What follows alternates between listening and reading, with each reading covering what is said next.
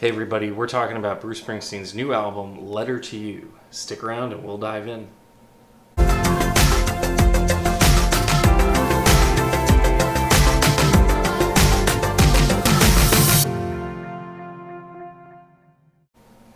everyone, Bruce Springsteen recently released his 20th studio album, Letter to You. Came out, this is November 1st when I'm recording it, so it came out just over a week ago.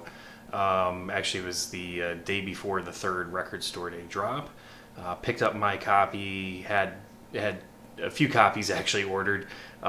Finally got them at record store day drop number 3, and thought I'd share a little bit about it with you, my digital letter for you, so to speak, and just share my thoughts as well as a little bit about the packaging and some of the background about this. So this album, he recorded late 2019, and I believe the intention was originally to bring it out a little bit earlier this year and then plan a tour behind it, either starting late this year or early next year. And obviously the pandemic kind of got in the way of that.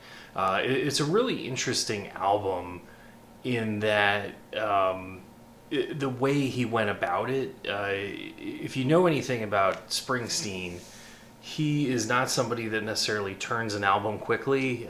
He was notorious in the 1970s and into the 1980s when it came to spending a lot of time in the studio demoing songs, working on them over and over again, and taking, weeks, months, and in some cases years to complete an album. Often churning out a lot of B-sides along the way, and there's rumors that there's hundreds and hundreds of songs in the vault that just haven't even been heard. Even if you're somebody that listens to Bruce and is very familiar with his bootlegs and unreleased material that's kind of circulated over the years, there's apparently a lot out there. The difference with this one is it came together so quickly. There's a documentary actually out now. It's on Apple TV that he released simultaneously with the album, and it provides a really fascinating look into the making of this. Now, this is considered a full E Street Band record. He got the band back together about a year ago, just over a year ago or thereabouts. Brought him in. They pretty much knocked out this album in 5 days. He was talking on E Street Radio just over a week ago when this album came out, and he was saying, and it was mentioned also in the documentary, that of those 5 days, it was really 4 days of recording, and that fifth day was more or less kind of polishing the final pieces. And each song was basically 3 minutes, not 3 minutes, but 3 hours per song, where they went from beginning to finished product. It was fascinating too, because the band had asked him not to demo any of the songs before they got there. And kind of go back to the way they recorded in the 70s. As he had gotten older and for whatever reason, maybe he just was looking to take more control of his music, or, as he got older and families were involved and things like that, it just became easier for him to record. But he would typically record songs in his home studio, often playing a lot of instruments himself, drum machines. Would send demos to the band, bring them in, and they would kind of know the songs, when they got there. The difference with this is they kind of went back to how they would do things in the 70s, where they just kind of got into the studio and started knocking things around and just see what would happen. So, in the documentaries, it was kind of fun to watch, where he would sing the song. He had the lyrics completed, so he would sing the song and play it on acoustic guitar. The band pretty much just stood around him with legal pads out, and they would take notes and kind of figure out their parts there, and then pretty much just kind of went at it from that point on and knocked out the songs. You could see, Steve Van Zandt, who like in his role in The Sopranos, who was consigliere to Tony Soprano, as Silvio Dante. You can tell that he's got that consigliere type role with Bruce, and he was seen a lot in the documentary, kind of providing advice and guidance along the way, even though he wasn't a credited producer on this. This is produced by Ron Aniello. It's a really interesting record. I mean, I really like this a lot. It's kind of gets back. I mean, it's a more mature album for sure. It's not as much about driving cars and dating women and partying and stuff. There's definitely looking at where he is in his point of life, and this is a record that you would release as an older man, not as a younger man. So you can definitely get those vibes on this. But it's a really good listen, and I've enjoyed it a lot so far. And it's definitely one of my favorite albums since he's gotten the band back together. He's had a very productive second half to his career, starting with The Rising. Those first few albums with The Rising and Magic and Working on a Dream, produced by Brendan O'Brien, those were a much heavier sound. I mean, Brendan O'Brien, very well known for working with bands like Pearl Jam. So, you're looking at somebody that's a very guitar-driven, brings a very guitar-driven sound. And not that the E Street Band doesn't have a lot of guitars in it, because it absolutely does. But the E Street Band sound is so much more than just the guitar. And you can really hear it in this, where you've got your organ parts with Charlie Giordano, who's taken over the role formerly of Danny Federici, who passed away a number of years ago. You do have the sax role, in this case played by Jake Clemens, who's taken on that role from his uncle Clarence Clemens, who had passed away.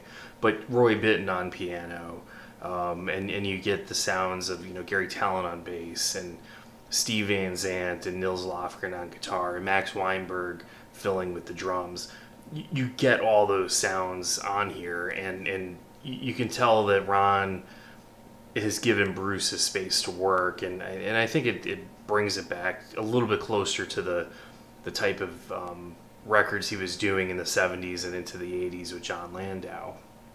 As far as this album itself, it starts out slow with 1 Minute You're Here, but then it really moves in quickly to a bit of a rocker of a song, Letter to You, the title track, and it moves along throughout there. It's definitely a pretty fast-paced record. I mean, it's got its peaks and valleys. It's strong. It's rocking songs and some slower ones in there too. But it is a pretty it's a pretty fast-paced album in my mind, and one that at its length it moves along at a pretty good clip. It's sometimes you get I felt like you take an album that he did like The Rising, which was a very, very long 70-ish minute album, and it felt like, as good as it was at times, it felt like it slogged it a few times too, that there was just too much packed into it. And I felt like this one, it's really tight, and it gives you a lot. It packs a lot of punch in here. It's a 3-sided album, A, B, and C, and then that D side has an etching on it. The interesting thing about it too is, even though most of the songs are newer ones that he's penned, 3 of the songs on here actually date back close to 50 years. One of those songs, Janie Needs a Shooter, the other, If I Was the Priest, and then another one, Song for the Orphan. So if you're a longtime Springsteen fan like I am, those songs were pretty familiar to me. I've got all of them on a variety of releases. So I've got a bootleg. This was released semi-officially. He filed a cease and desist on this, but this one includes If I Was the Priest. It's called Before the Fame, and this takes, I believe they were demos that he had produced for Columbia. I have another one, the definitive remastered Darkness outtakes. Janie Needs a Shooter, even though it dates back to around 1972, 1973, he worked it up as late as the late 70s, 1978 or so, 77, 78, for potential inclusion in Darkness on the Edge of Town.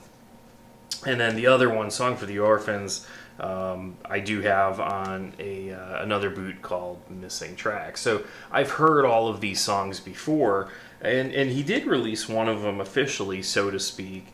He performed Song for Orphans live in 2005 as part of the, I believe this is the Devils and Dust tour. But this was an official release. He has a live series, a series of live releases that he's put out, and he performed it live on tour 15 years ago. So it's not something that he's completely hidden from the public, but for whatever reason he felt this was the right time to finally dig it out. And all three of the songs, it's I've tried to give it. It was a little weird because I knew the songs, I'm familiar with them, I've heard them. At first they felt a little out of place to me, but I tried to think of it as like, what if I wasn't a super fan? What if I didn't know Bruce so intimately as I did? How would I think of it? And as I took that step back and listened to the album a few times through, it really felt like those songs gelled together a lot more than I originally thought. So, overall, other than it being a little bit odd for him to pull out a few songs that were 50-ish years old, they certainly work within the context of this new record. As far as the album itself, I did a video recently about variant collecting and buying multiple copies of the same album. And one of the points I made in that video was that I am a Springsteen collector, and as a Springsteen collector, not just a listener, I'm going to pick up multiple copies. So, first off, I did get the CD. I don't normally buy CDs anymore. I'll get them from time to time if it happens to be something that's a CD-only release. But it's a nice little package. I still purchase Springsteen CDs. It has a neat little booklet, pretty much replicated in the vinyl, and then of course it comes on the CD. It's in the little digipack. I know some folks feel strongly for and against these. I don't mind them all that much. They take up a little bit less space than the traditional jewel case. As far as the album, this is the standard black, and I thought it was a really nice package, a really nice gatefold. That's actually the booklet. I'll get to that in a second. So a nice gatefold front to back. I really like the photos, but a nice booklet. It's the same as the CD, but obviously a lot bigger. Just give you a quick look inside. The vinyl itself, I won't pull out all of them. Actually, came in these kind of cool, it's almost like a semi-translucent inner sleeve.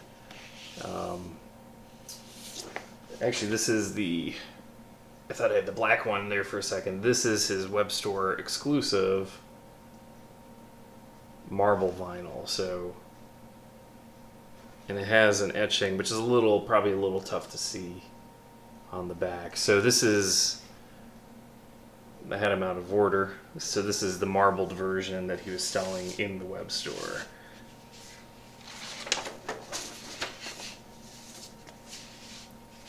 So just, I thought an overall nice package on that.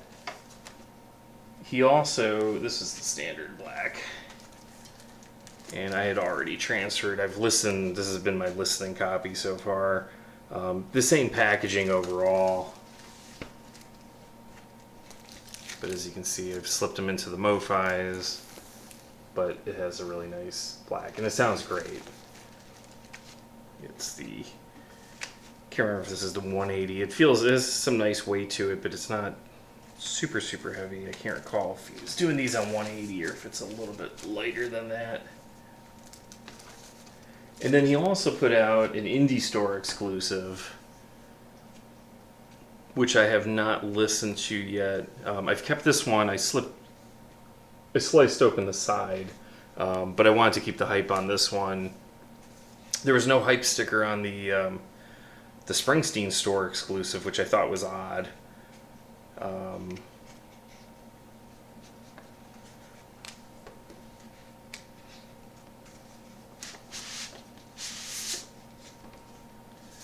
But this is on a really nice gray disc. And it's that same inner sleeve. The etching is on here too. It's a little tough to see, but it looks cool in the right light. But yeah, I mean, overall, I really like this album. I'm having a hard time decide, kind of in that second act of his career where I fall. I think overall, if I look at it from start to finish, I still lean heavily on, Darkness on the Edge of Town, Born to Run, Nebraska, as three of my favorite albums of all time. But, when I look at the second act of his career, I've always liked The Rising. I've always liked Magic. I always felt both of those had some flaws to them. I thought last year's album, which was more of a solo album, that he performed with other, like studio musicians, Western Stars, I thought that was a really nice album, and maybe the best he's produced in kind of the second half of his career. But to me, this one's pretty much up there. I mean, I think the one thing that this has that a lot of those other newer ones lacks is that cohesive feel to what you would expect out of a classic E Street Band record. So I keep playing this. It gets better for me each time I spin it. Been listening to it, if not on the record player, on digital, or on the CD as much as I can over the last week. Definitely going to keep it in heavy rotation for the near future, but I'm really happy with it so far. Let me know what you think. Is this something that you've picked up? Were you impressed with it or not so much? Hopefully you'll subscribe to my channel, give this video a thumbs up, and leave a comment down below, and we'll check back soon. Thank you, and take care.